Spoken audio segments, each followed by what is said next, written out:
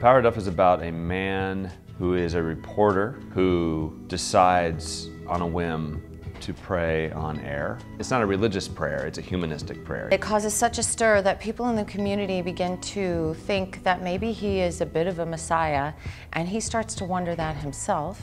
Miraculous things start to occur, and yet he just can't get his act together with his son and his estranged wife.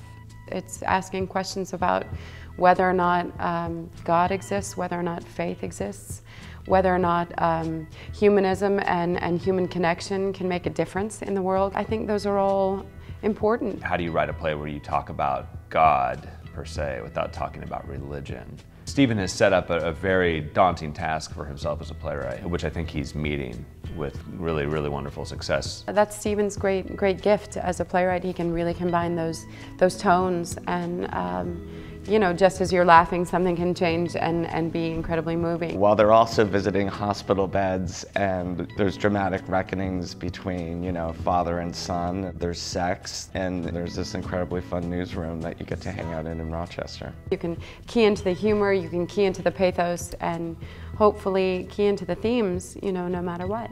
It's about people who work in the media. It's about news broadcasters. So we're very interested in juxtaposing the live image, the image of the human being on stage, with the media image. That's one of the really exciting parts about this, is that it's not just a bunch of people sitting in a room talking. There's a huge multimedia, cinematic element to it. Peter has taken the screens that we now use as a means to connect to people. He's giving the audience that in-the-moment experience of becoming closer to the characters on stage by actually seeing them on a screen. The script itself moves very much like a screenplay where you're cutting between scenes. I think understanding the pace of the play comes from seeing the way that the media is presented. It's going to move you in and out. It's going to shift your focus. There's also tons of humor written into those pieces, like a bunch of naked people ice skating. That'll be cool. An 80-year-old drunk man is arrested for repeatedly urinating on church facades. There are so many sort of